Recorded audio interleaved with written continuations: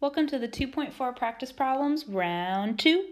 I will do problems 10, 25, and 30. Number 10, we have a parabola and we want to find 4 different things. I'm just going to do parts A, B, and C. Part D is telling us to draw them, but you can just use Desmos to see if your equations of the tangent and normal look right. All right, so we want to find the slope of the curve at x equals 1. So in order to find the slope of the tangent line at x equals 1, aka the slope of the curve at exactly that point, we use the limit as h goes to 0 of, and this is called y equals, you can just call it f of x. There's not a better way. So the f of 1 plus h minus f of 1 all over h. This is generally how we find the slope of the curve at any given point, the slope of the tangent line there. So the limit as h goes to 0, and then here we want to plug in 1 plus h into x at both x's. So we'll square it, minus 4 times that. Then we want to plug in 1. So when we plug in 1 to our function, we'll do 1 squared minus 4 times 1. And that's all over h. So that's the limit as h goes to 0. And then I'm going to square 1 plus h. So we'll do 1 squared, then multiply 1 times h, you get h, double it, then plus h squared. Then we'll distribute the minus 4 through. Then the number inside that parentheses is 1 minus 4, so it's negative 3. So we'll have minus a negative 3, so it's plus 3 all over h. At this point, if we use direct substitution, we would get 0 over 0. And actually some stuff can cancel at this point. We have a 1 minus 4, which is negative 3, cancels with a plus 3. And then everything else can be combined, well, a few other things can be combined. So we'll have h squared minus 2h when we combine the h terms. Then we can factor out the h in the numerator. So we're left with h minus 2, and we cancel the h's out in front there. So we can use direct substitution now and plug in 0 for h, so we'll have 0 minus 2. So there we go. The slope of the curve at x equals 1 is negative 2. That was part A. The equation of the tangent, in order to find that, we need the point. So the x-coordinate's 1, we need to find the y-coordinate, and then the slope of the tangent line when x is 1, we just found, it was negative 2. There we go. So part A was negative 2, just FYI. I'll write the answers up here. All right. So we need to find the y-coordinate when x is 1. We actually did already find this, but I'll just find it one more time real quick, just to remind you. So we want to find f of 1. So we're doing 1 squared minus 4 times 1, and that is negative 3. So then we can plug in to point slope form, which is y minus negative 3 or y plus 3 equals negative 2 times x minus 1. Distributing the negative 2, we'll get that on the right-hand side. And then we subtract 3 from both sides. And there is our equation. And part C asks for the normal line. So again, in order to find the equation of a line, we need the point. We've already found what the coordinate point is multiple times. And then the slope of the normal line is going to be the opposite reciprocal of the slope of the tangent line. The slope of the tangent line was negative 2, therefore the slope of the normal line is positive 1/2. And this says NOR here for normal. Remember, the normal line slope is the opposite reciprocal of the tangent line slope because the normal line and the tangent line are perpendicular to one another, and that's the characteristic of perpendicular lines. So we'll have y plus 3 equals 1/2 times x minus 1. So we distribute the 1/2 through and then subtract 3, which is 6/2. So we'll have y equals 1/2 x minus 7/2.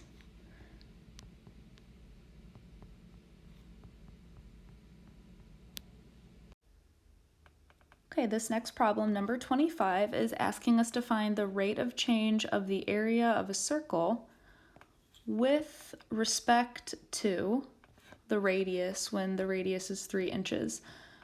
This is really just asking us to find the slope of the tangent of the area of a circle function or formula or equation, which we need to know. You know, you took geometry, that's how we can know it. So the area of a circle is with respect to the radius, so that means like the r is our variable.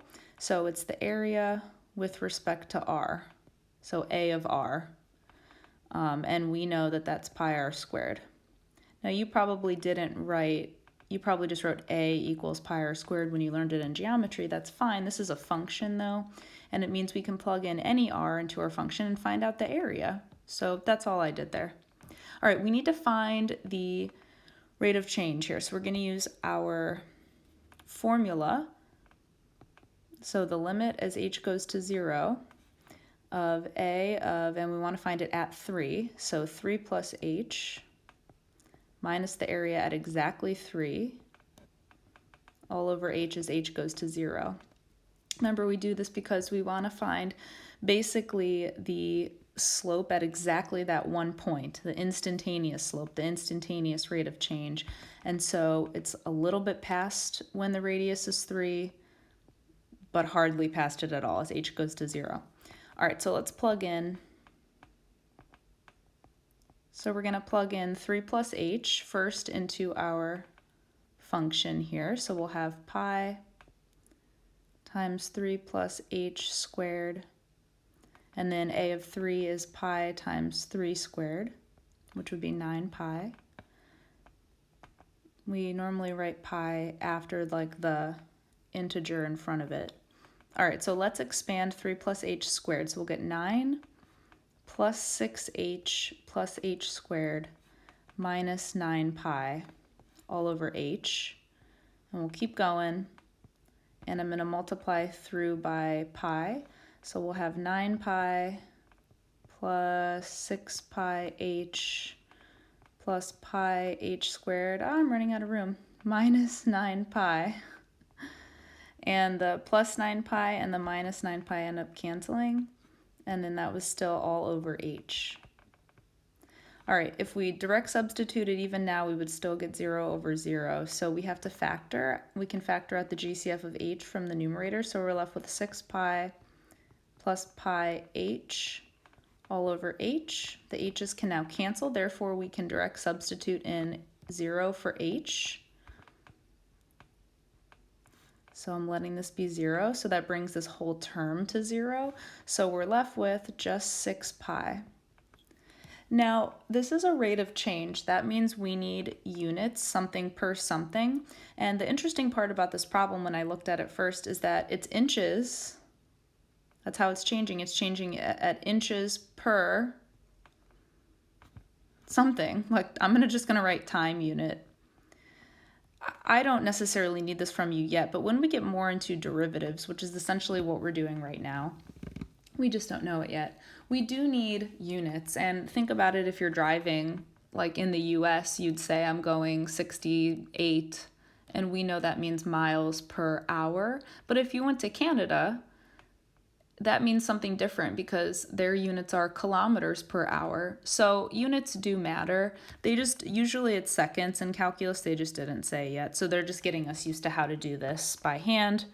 But either way, I'm a stickler about units, so 6 pi is a fine answer, and I don't know the time unit, so it's inches per whatever time unit we have. This will be the last example I do in this video. We want to know at what point is the tangent to this quadratic function horizontal. Remember, asking when a tangent is horizontal is asking when the slope of the curve, the instantaneous rate of change, it's asking when that is equal to 0. Because a horizontal tangent line, or any horizontal line, has a slope of 0. So what I'm going to do is I'm going to find the general limit, and in the lesson video I used a for a generic x. In this case I'm just going to use the x. So we want to find the generic instantaneous rate of change, slope of the tangent line, and then set that to 0 and find at what x value does that actually equal 0. So we're not plugging in an x value like we did a bunch of times before, like in the previous example when we plugged in like 3. So we want to find the limit as h goes to 0 of f of x plus h. Again, in the lesson video, I used a. It doesn't matter what we use. I'm just using a variable. And in this case, I'm just using x. So we want to find this in general. So we're first going to plug in x plus h into our function. So we'll have 3 minus 4 times the quantity x plus h minus x plus h quantity squared. So that is this piece right here. Then the next thing I'm going to do is subtract the regular f of x, which is 3 minus 4x minus x squared, all over h. So we'll do the limit as h goes to 0. Then we'll distribute the negative 4 through. Then I'm going to do two things here. I'm going to expand x plus h quantity squared, but I'm also going to distribute the negative at the same time, so we can save some time. So it's minus x squared minus 2xh minus h squared. Then distribute this second minus sign through, so minus 3 plus 4x plus x squared. At this point, you should be starting to see that everything without an h does, in fact, cancel. So this positive 3 and this minus 3, this minus 4x and this plus 4x, the minus x squared, the plus x squared. Then it looks like the only things that we have left do have h's in them, which is how we factor out the h. So it looks like they're also all negative as well. So I'm going to factor out a negative h in the numerator. Just to, actually, no, that's too complex. We don't need to do all that. I'll just factor out the h. Never mind. All right, so what remains from this term, and this term when we factor out the h? We have a minus 4, a minus 2x, and a minus h. All right, now we can use direct substitution with h being 0. I'll do that in blue, so that term turns to 0. So we end up with, I'm going to write the x term first, so minus 2x minus 4. You can write it the other way as well. Okay, so this is our general, so this is the general equation for the slope of the tangent line at any x. So we want to know, when is that equal to 0? We want to know, when is that equal to 0? So when is m tan equal to 0? Because that would mean it's a horizontal line if its slope is 0. So we'll say negative 2x minus 4. What x value is that? 0. So we'll add 4 to both sides and then divide by negative 2. And so we have a horizontal tangent line when x is negative 2. I'm going to double check that on Desmos real quick. All right, so we can see that when x is negative 2, that is our maximum here. It could also be where we have a minimum value if our parabola was opening up, because if we were to draw tangent lines, and I'll draw them in blue, if we were to draw tangent lines here, like, well, that was off, like a tangent line here, it would be have a positive slope. If we were to draw a tangent line here, when x is 0, we'd have a negative slope. But here's the tangent line being horizontal. It's when x is negative 2 here. And if it hits once, it has a horizontal tangent. All right, that is the end of our practice problems round 2 for section 2.4.